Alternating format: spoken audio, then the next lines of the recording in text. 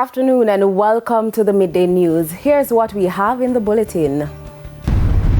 Rockfort residents fearful of attacks during festive season. Government being urged to quickly address defective cameras under Jamaica Eye. And later in sports, Windies women lose first match of ODI series against India. Thank you for joining us. I'm Sandy Williams. Here are the details. Unease is gripping the community of Rockfort as residents are fearful of a flare-up of violence during the Christmas holidays. But as you'll hear in this report, their political representative is assuring that the police will maintain a presence in the community throughout the period. The festive cheer of Christmas feels distant for residents of Rockfort this year as their community remains shrouded in tension and fear. In recent months, violence has gripped the area, leaving many unsure if they'll live to see 2025. The fear is palpable, but there's a glimmer of reassurance. Their Member of Parliament, Philip Paulwell, says measures have been put in place to ensure a safer holiday season. There's always a fear of reprisal, of retaliation. We have so far seen a tremendous police support. They have been in the constituency, especially the areas where there has been violence. They have been doing curfews, and we want that to continue. We also want people to enjoy their Christmas. And so the police have been working to ensure that while they impose some of the restrictions, that they also enable some of the people to have fun without endangering the lives of the other residents. Looking ahead, the MP shared a hopeful vision for 2025. Plans, he says, are in place to work closely with families in the area to address the root causes of the violence. I have a call upon the elderly to assist us because these violent youngsters are from home. They have mothers, they have fathers, they have sisters, they have brothers. And I tell you, as much as the police are working, and I want to commend the police for the tremendous work that they do, it is the families who will have to say time come, time for change, and to end with the support that many of them give to some of these gunmen. So the effort in 2025 is to see how we can work with the families now.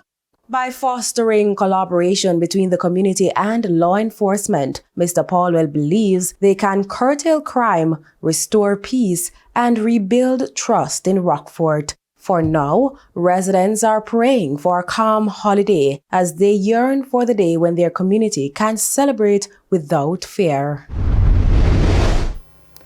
The Jamaica Technology and Digital Alliance, JTDA, is urging swift action to resolve issues with the Jamaica Eye CCTV network after National Security Minister Dr. Horace Chang highlighted operational challenges. Many cameras are reportedly non-functional due to maintenance inefficiencies.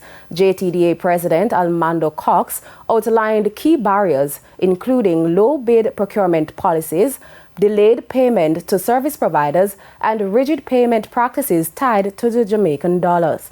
He is proposing solutions like standard operating procedures, collaborative financing for equipment, and regional maintenance zones to boost efficiency and participation. He emphasized that improving procurement processes could attract more providers, ensuring the network's long-term success. The JTDA further reaffirmed its commitment to supporting a resilient security infrastructure and encouraged businesses to register cameras with Jamaica Eye to aid crime detection efforts. A Manchester-based newspaper vendor was found dead under a bus shed this morning. The body was discovered by a street sweeper sometime before 5 o'clock along Caledonia Road near the entrance to the Mandeville Regional Hospital. He has been identified as Patrick Ewers, otherwise called Kisoto. He was known to be sickly and frequently slept under the shed. The police do not suspect foul play.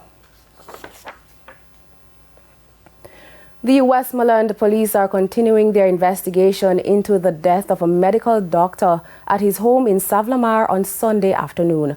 The deceased, 57-year-old Ong Neng, was found with his throat slashed. Residents reportedly alerted the police after smelling a foul odor from his house. According to the lawmen, upon their arrival, the house was securely locked. After gaining entrance, they saw what appeared to be blood in the living room, along with articles of clothing with blood on the ground. Neng's decomposed body was later discovered lying on his back in a pool of blood on the ground, with what appeared to be wounds to his neck and chest. The late doctor is said to have been operating a private practice in the parish. The St. Andrew North Police Division has strengthened its school safety program with the addition of 2 new school resource officers, bringing the total to 6. This forms part of efforts to create a safer learning environment within the division. Speaking at the finals of a school poster competition recently, Commanding Officer ACP Damian Manderson underscored the importance of the initiative, describing it as both deliberate and timely. We made a commitment to you when we met with the principals, and telling the students this. We met with your principals and we made a commitment that we're going to find the resources to put more police officers in our schools for safer spaces to be created. And we are sticking to that commitment. The High Command of the Jamaica Constabulary Force is sticking to that commitment, and we will continue to work with you. The increase in personnel comes on the heels of the launch of the St. Andrew South Project, an initiative themed Secure Schools and Safe Communities. It acknowledged that the essential role that schools play as safe havens for learning and growth, and the undeniable connection between secure schools and thriving communities. Where schools are safe, communities are safe. Where communities are safe, schools are safe. When our children feel safe, they can focus on learning, they can focus on their dreams, and they can focus on their achievements. Now, the Duhaney Park Primary School won the competition, and the posters were displayed at Hunts Bay Police Station on Friday. In Trelawney, close to 1,200 residents in Spicy Hill are set to benefit from newly installed water pipelines. Kimberly Petty has the details. Now, residents of Spicy Hill, Trelawney had to get creative to access water. This as the commodity has been lacking in the growing residential community. A new water project is expected to change that. This is a big deal. This is an investment of over 30 million Jamaican dollars by the National Water Commission into the community of Spicy Hill, into the 1,200 plus residents. And I say to the residents of Spicy Hill, Merry Christmas. We encourage you to sign up. We encourage you to work with us. You have the opportunity to get a 50% reduction on your first bill. Merry Christmas. We hope you are appreciative and we look forward to working with you in the future. Residents are relieved. I feel real good because the community need it. It's community expanding a lot. So new growth for the community, new people, and the water is very good. And we need it to supply everybody. Everybody need water to use daily, on a daily basis. So you were having water before? Yes, I was having water. I was living on the scheme on this side, but I need water on this side and a piece of land what I have on this side to use. But a reminder from the minister that residents who are not formally connected to the NWC system to do so and to make use of the water bill amnesty announced by the Prime Minister last month. I would encourage all of you who have cousins, neighbors, ex-boyfriend, ex-girlfriend, schoolmate, business people, employees that have particular challenges with legacy water bills to prepare to come and meet with us at the offices, certainly your office in Falmouth. In January, we'll have a 90-day amnesty that the Prime Minister would have announced. So though you wouldn't have that issue here because it's a new system, certainly I encourage you to reach out to your friends and family and business associates. Kimberly Petty for TVJ News. It's now time for a break, but stay with us. We have the Business Minute and news from overseas when we return. Welcome back to the Midday News and thanks for staying with us. The long wait time at hospitals and other public health facilities associated with patient records is slowly expected to become a thing of the past. Come 2026, Health Minister Dr. Christopher Tufton says the electronic health record system now implemented at 3 hospitals and a few health centers are already reducing patients' wait time and improving service delivery. O'Shane Masters explains.